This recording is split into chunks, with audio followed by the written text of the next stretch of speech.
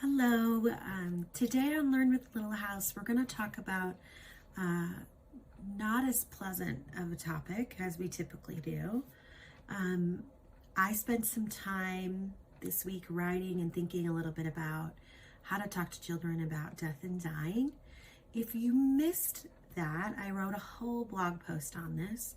Subscribe at the link below and you'll never miss a newsletter, as well as the follow-ups that I provide, which usually have extra resources, etc., that you might find useful in any given topic. Okay, so today we're going to spend a little time talking to kids about death and dying and what happens when someone in their life passes. Now, this of course is a little bit different depending on the situation. So traumatic events, war, conflict, unexpected traumatic deaths of a parent, a sibling, etc., would look and you might respond a little bit different.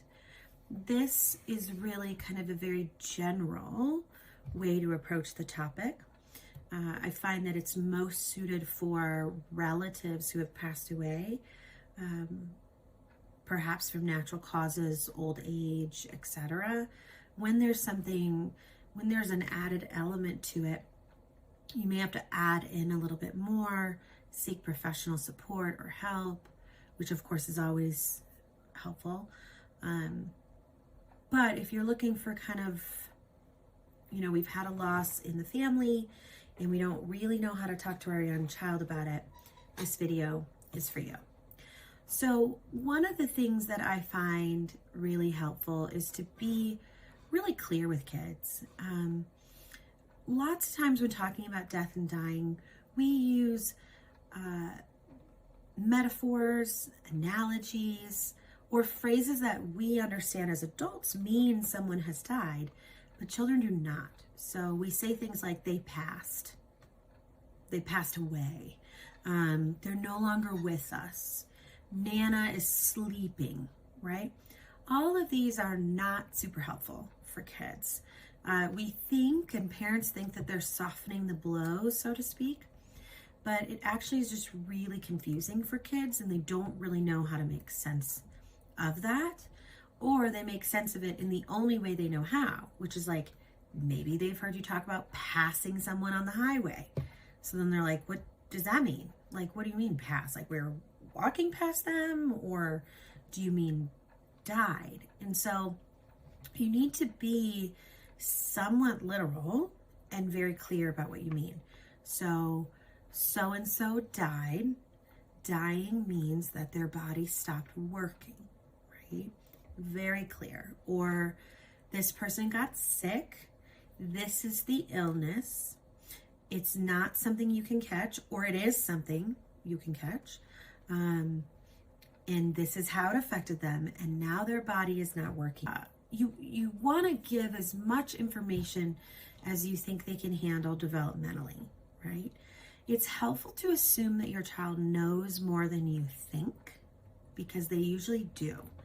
They may not know exactly what's going on, but they often do have a very good sense that something is wrong, something bad happened to someone, right? And that you're upset. You as a parent are upset, or you're not upset, whatever you are feeling. Kids are very, very attuned to that. And so you want to almost assume that they know more than you think they know, right?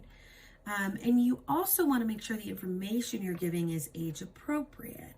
So you might be saying something like, cancer means that there is a group of cells in the body that hurt the body, and they eventually caused X, Y, and Z. You don't want to go the other way, which is providing way too much information in detail. So you might say things like, well, Grandpa smoked a pack a day for 20 years and like, he's going to get lung cancer, and lung cancer's this, and this is how it happens. And then, he was coughing up blood and too much. Okay.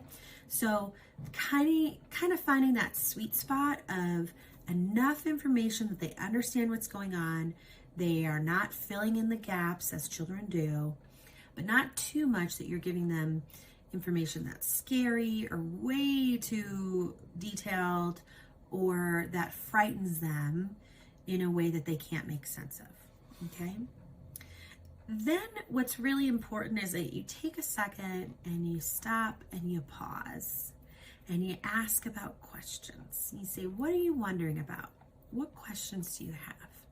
And then you try to answer those questions using the same principles we just went through. The essential part here is that you return to that. You invite questions again. You bring it up a couple days later, a couple weeks later, at dinner time, after the funeral, after the service, after Shiva, like all these places. You say, are you wondering anything about that? No question is weird. I would love to hear what you have to say, right? So asking again and again, what are you wondering? You know, I noticed that you looked a little bit puzzled when Aunt so-and-so said this. Are you thinking about that? Do you have questions? I'm here to answer them, okay?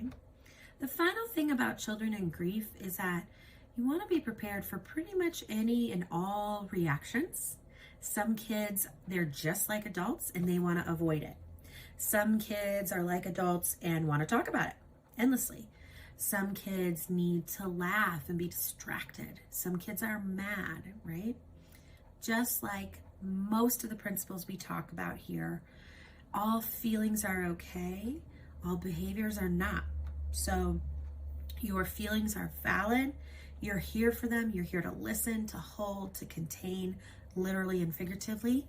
And you're also here to let them know where the line is of when behaviors cross a line, right? You can be mad and upset, you can't hit, right? You can be sad and you absolutely should cry. And there's very few behaviors we would not be okay with sadness, but we want to hear about it, okay?